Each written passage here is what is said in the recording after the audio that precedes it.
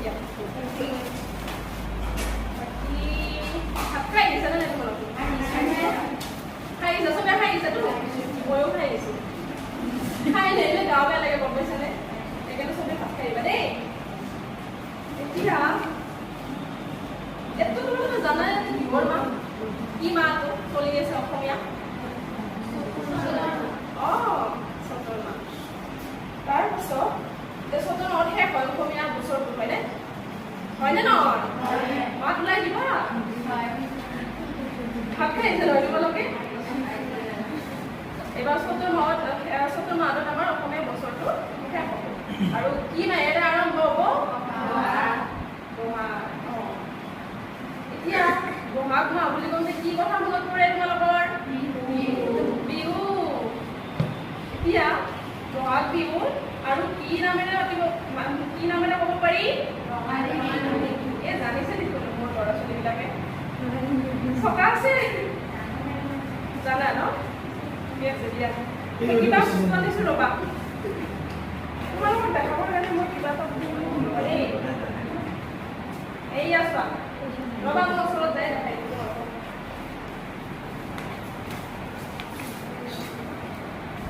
চোৱা এইয়া বহাগ বিহুৰ লগত জড়িত বাদ্যযন্ত্ৰ তোমালোকে দেখিছানে এই বহাগ বিহুত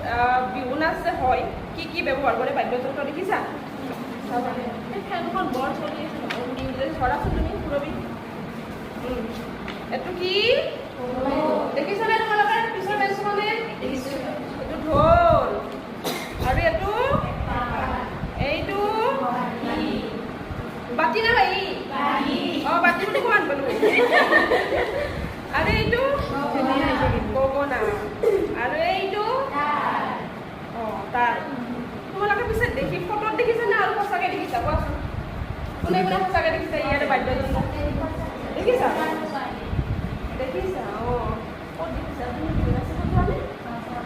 ফটো নাই দেখিছোঁ ধৰাচোন আৰু তুমি কি ধৰা এইখন কি বিহুৱান মই লিখি দিছোঁ বিহুৱান মানে গামোচা নে বিহুৱান বেলেগ গামোচা বেলেগ কোৱাচোন আৰু এইটো হ'ল সেৰেজু এইবিলাক আমি ব্যৱহাৰ কৰোঁ দেই বহাগ বিহুত কিছুমান ব্যৱহাৰ কৰা প্ৰাকৃতিক মানে সামগ্ৰী কিছুমান ফুল আছে ফল আছে গুটি আছে মই তোমালোকক পিছত বুজাই দিম ইয়াৰ পিছত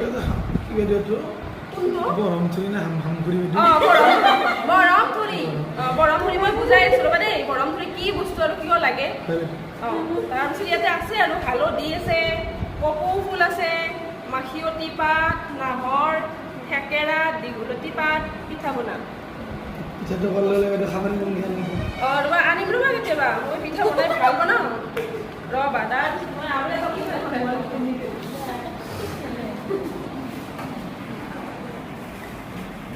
তোমালোকে জানানে নাই মই গামোচা বনাব জানো এই বিহুৱান কৰোঁ যে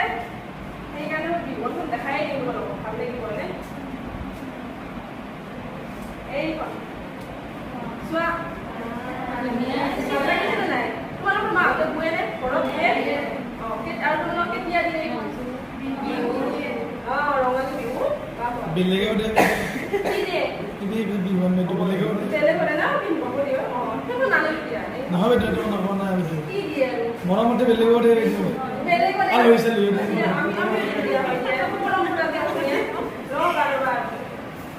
ভাল লাগিছিলে নে চলি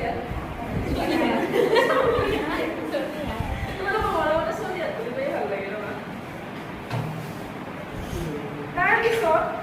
এই আমি ৰঙালী বিহুৰ বিষয়ে তোমালোকে কিবা কিবি জানিলা ময়ো ক'লোঁ ছবিবিলাকো দেখিলা এতিয়া আমি এই ৰঙালী বিহুৰ লগতে জড়িত এটা তোমালোকৰ 4 নম্বৰ পাঠৰ অসমীয়া কবিতা এটা শিকাম তোমালোকক দেই আৰু কবিতাটোৰ নাম হ'ল বিহুৰ আদৰণি কিতাপ চিতাপ নুখুলাই কিনা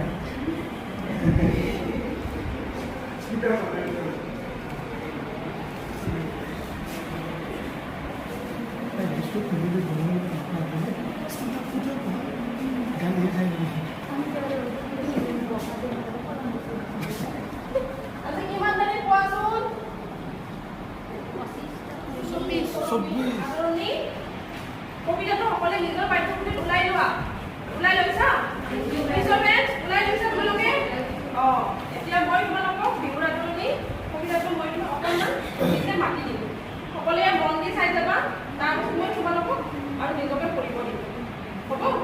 মন দি চাবা দেই আৰু এই কবিতাটো কোনে ৰচনা কৰিছিল জানানে কবি মিত্ৰদেৱ মহন্ত আৰু তেখেতৰ জন্ম হৈছিল অলপ কবিতাটো মাতাৰ আগতে অলপ কৈ দিম তেখেতৰ বিষয়ে কোনে ৰচনা কৰিছিল তেখেতৰ বিষয়ে জানিব লাগিব নহয় তো মিত্ৰদেৱ মহন্ত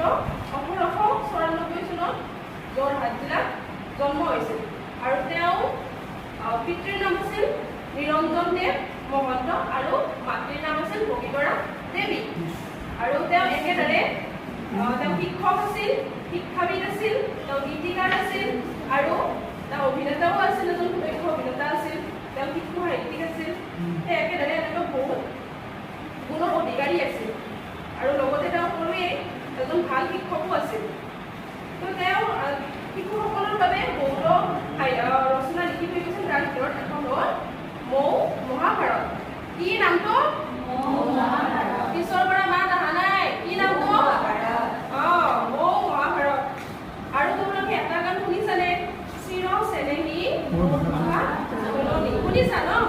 কিশোৰ গান শুনা তুমি গম পোৱা তো এই গানটো তেওঁৰে আছিল তেওঁ ৰচনা কৰিছিল আৰু এই গানটো বহুত ব্যৱহাৰ কৰিছিল অসম সাহিত্য সভাৰ আৰম্ভণি গীত হিচাপে গাইছিল ক্লিয়াৰ হ'লে তেওঁৰ বিষয়ে তেওঁ কোন আছিল এতিয়া কবিতাটো ল'ব মাতি পেলাইছোঁ বিহু আদৰণি কবিতাটো মাতি গ'লে নহ'ব দাড়ি কমা বুজি চিমা এইবিলাক সকলো চাব লাগিব সেইকাৰণে মন দি চাবা সকলোৱে শুনাৱৈ ছটাই পেঁপাতি বজাই ৰঙালীক আহালৈ পদূলি মুখত বাট চাই চাই থাকিম কিমান ৰৈ আনিলো জেতুকা আনিলো ঢেৰযোৰ আনিলো বৰষণ ফুৰি মাখিয়তী পাতে তৰাৰ মোহাৰে আউলা পেলালো ঘূৰি আনিলো হালধি থেকেৰা বেঙেনা সাজিলো বাঁহত চাহ খোল পকা পেঁপা পোকৰ কৰিলো হাৰিলো চতাল বাট এবাৰ পিছৰ পেজটো ওলাই লোৱা আয়ে কাটিলে শালৰ গামোচা আঁচুৰ কমকা ফুল বায়ে আনি থলে কপালৈ বুলি ৰচৌকা কপৌ ফুল বহল পাতেৰে নাহৰৰ ডালি পিতাই আনিলে গৈ খুৰীয়ে পাতিলে মজিয়া খোলা তিল গুৰ দিহাকৈ আইতাই মচি থাপনাৰ আগ হৈছে সেন্দুৰী কৈ নৰবা ছটাই কাবৌ কৰিছো আহা ৰঙালী লৈ কবিতাটো ইয়াতে শেষ কবিতাটো ভাল লাগিছেনে সকলোৰে এতিয়া কবিতা হয়নে এতিয়া তোমালোকে মন দি শুনিছানে নাই মই কেনেকৈ গম পাম তোমালোকে এতিয়া পঢ়িব দিম ৰবা কোনে কথা মোৰ শুনা নাই আৰু কোনে শুনিছা এতিয়া তোমালোকে গ্ৰুপ হোৱা মিনতি আৰু পূৰ্ণিমা তোমালোকে এটা গ্ৰুপ এজনী পঢ়িবা আৰু এজনী চাই যাবা দেই ভালকৈ পঢ়িবা আৰু তোমালোকে এটা গ্ৰুপ তোমালোক তিনিজনী হ'ব এতিয়া তোমালোকৰ গ্ৰুপটোৱে পঢ়া মই য'ত ক'ব দিম তাতে বিহু আদৰণি শুনাৱৈ ছটাই পেঁপাতি বজাই ৰঙালীক আশা লৈ পদূলি মুখত বাট চাই চাই থাকি কিমান গ'ল আনিলো জেতুকা আনিলো ঢেৰযোৰ আনিলো বহল ফুলি মাখিয়তী পাতে তৰাৰ মোহাৰে আউলা পেলালো জুৰি আনিলো হালধি থেকেৰা বেঙেনা হ'ব তাৰে পিছৰ পৰা তোমালোকৰ গ্ৰুপটোৱে কৰা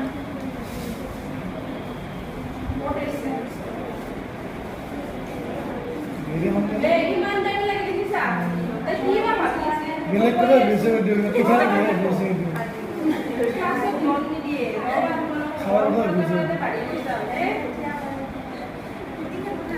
সাজিলো পাকত চাহ খোল টকা পেঁপা হাৰিলো ছটা বাট আয়ে কাটিলে শালৰ গামোচা আঁচুৰ কমকা ফুল বায়ে আনি থলে কপালত ধুলি ৰচনা নহয় নিৰ্জু তুমি কোৱাচোন কি এইটো শব্দটো তাই ভুল কৰিছে ৰচংগা আচংকা কপৰ ফুল হ'ব বৰাটো এতিয়া তোমালোকৰ গোটেই কৰিবা হয়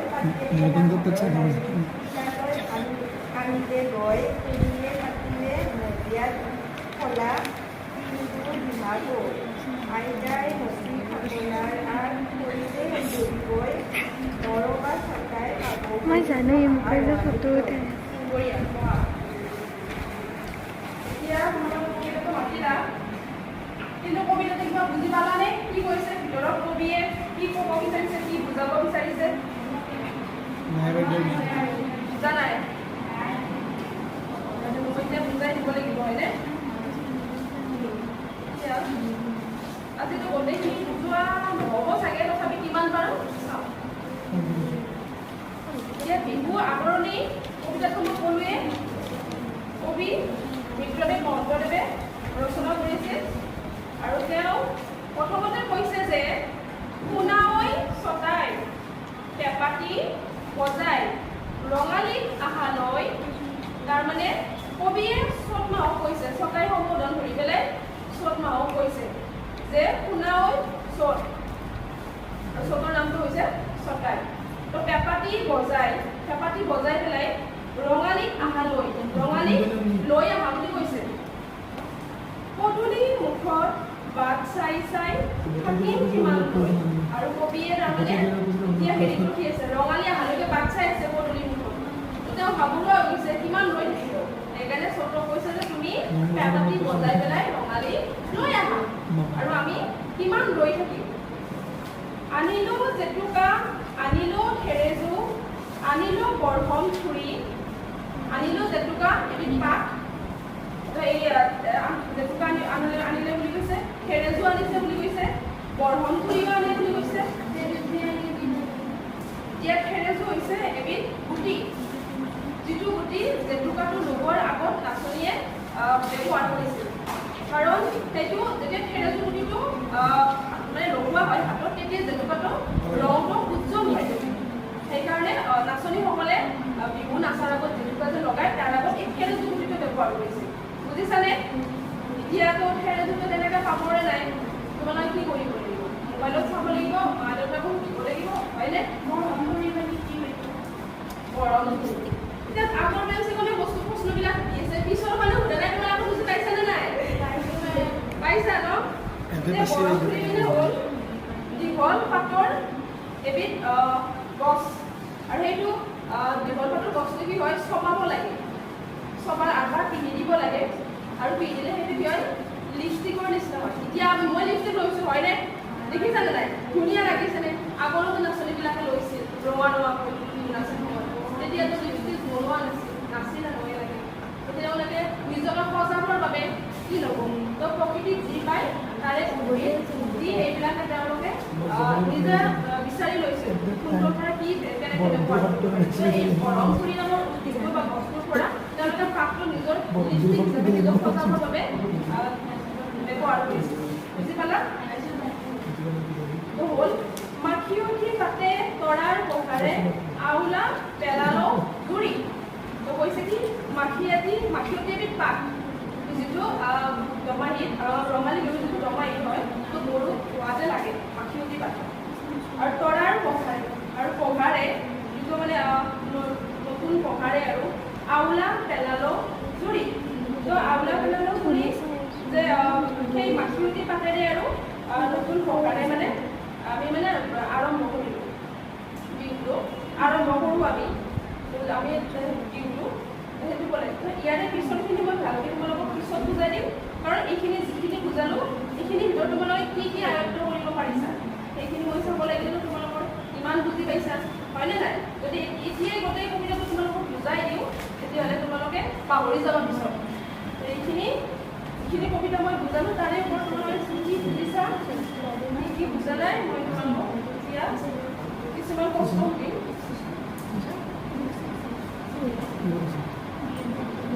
তোমালোকে নিজৰ পাঠ্যপুথিখন ভালকৈ চোৱাচোন এতিয়া কোৱা কবিয়ে ৰঙালী আনিবলৈ কাক সম্বোধন কৰি কৈছে ছটাই ছটাই হ'ল চৌথা আৰু তাৰ পাছত আৰু এটা প্ৰশ্ন সুধিম কবিয়ে ৰঙালী আহালৈ বাট চাই ক'ত আছিল বুজাই নাই ঈশ্বৰে মোক মিলিছে ভাবি আছে ঈশ্বৰে উত্তৰ দিয়া নাই কথা পাতি আছে বাইদেউ কথা পাতি আছে নাই বাইদেউ মই কথা পতা ল'ৰাই নাই বাইদেউ মন দিছোঁ বাইদেউ নাপাতা ল'ৰা নাপাতা ল'ৰা কাৰো লগত নাপাতা পাতো বাইদেউ কিন্তু কৈ থকা মই নাপাতো বাইদেউ লগত পাতি আছে ল'ৰা অৱস্থা এবাৰ তুমি উত্তৰ দিব লাগিব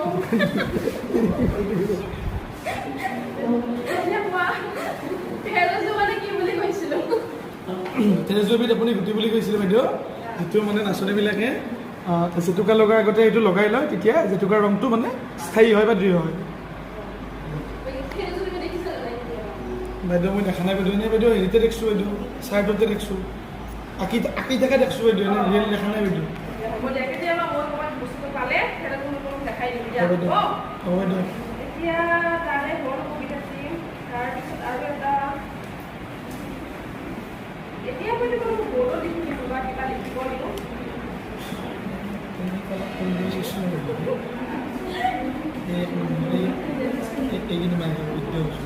তোমালোকে সকলোৱে পেঞ্চিল আৰু বহী ওলাই লোৱা নিজৰ নিজৰ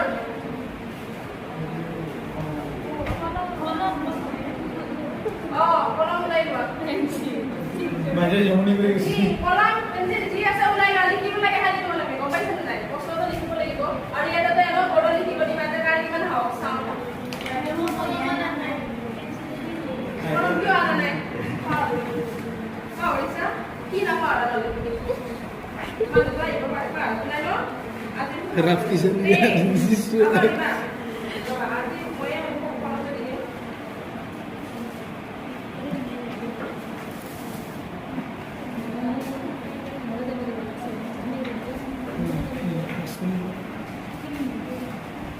Yeah.